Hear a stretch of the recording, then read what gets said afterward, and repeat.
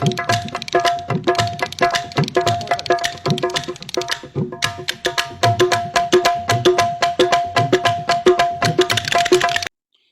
பெரிய காட்டில் மங்கு என்ற மிகவும் சுறுசுறுப்பான குரங்கு வசித்து வந்தது.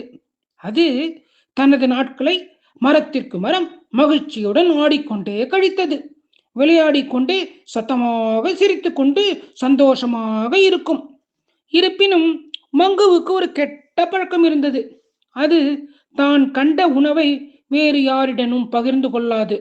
ஒரு நாள் மங்கு ஒரு மிக உயரமான பலாமரத்தில் ஏறி ஒரு பெரிய பழுத்த பலாப்பழத்தை பறித்தது. ஆஹா, என்ன ஒரு இனிமையான பழம் என்று அது நினைத்து மிக உயர்ந்த கிளையில் அமர்ந்து தனது விருந்தை அமைதியாக சாப்பிட்டது.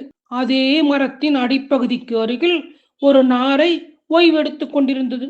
அது நீண்ட தூரம் பறந்து வந்ததால் மிகவும் சோர்வாகவும் பசியாகவும் இருந்தது. நாரை மெதுவாக மங்குவை பார்த்து, அன்புள்ள மங்கு, நான் ரொம்ப தூரம் பறந்து வந்துள்ளேன். எனக்கு ரொம்ப பசிக்குது. உன் பழத்துல ஒரு சின்ன துண்டை எனக்கு கொடுத்து பகிர்ந்துக்க முடியுமா என்று பணிவோட கேட்டது.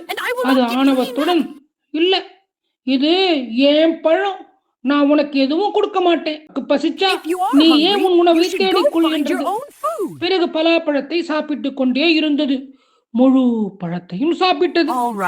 நாரை ஏமாற்றமடைந்து, சரி மங்கு, எப்படியும் உனக்கு நன்றி என்று கூறி அருகில் உள்ள குளத்திற்கு பறந்தது. மங்கு முழு பழத்தையும் சாப்பிட்டு முடித்து பின்னர் தொண்டையில் பயங்கர தாகம் ஏற்பட்டதால், ஐயோ, எனக்கு மிகவும் தாகமாக இருக்கிறது, எனக்கு எங்கே தண்ணீர் கிடைக்கும், யாராவது தயவு செய்து எனக்கு தண்ணீர் கொண்டு வாருங்கள் என்று அது கத்தியது. அப்போது அதன் சத்தம் கேட்ட நாரை குளத்திலிருந்து திரும்பி வந்தது. அது தண்ணீர் நிறைந்த ஒரு சிப்பியை சுமந்து வந்தது. நாரை மங்குவின் அருகில் வந்து, கவலைப்படாதே மங்கு, இதோ உனக்கு கொஞ்சம் தண்ணீர் என்று தந்தது. ஓ நாரை, எனக்கு உதவ உனக்கு இவ்வளவு பெரிய இதயம் இருக்கிறது. நான் உனக்கு பழம் கொடுக்க மறுத்துவிட்டேன். ஆனால் நீ என் தாகத்தை தணித்து விட்டாய். தயவு செய்து என்னை மன்னித்து என்னை உன் நண்பனாக ஏற்றுக்கொள்கின்றது.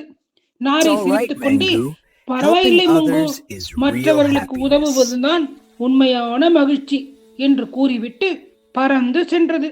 அன்று முதல் மங்கு தனது பழக்கத்தை மாற்றிக்கொண்டது. எந்த பழம் கிடைத்தாலும் அதை மகிழ்ச்சியுடன் தனது மற்ற நண்பர்களுடன் பகிர்ந்து கொண்டு மகிழ்ச்சியாக வாழ்ந்தது. கதையின் நீதி, மற்றவர்களுக்கு உதவுவதே உண்மையான மகிழ்ச்சி. நாமும் மற்றவர்களுக்கு உதவி செய்வோமா?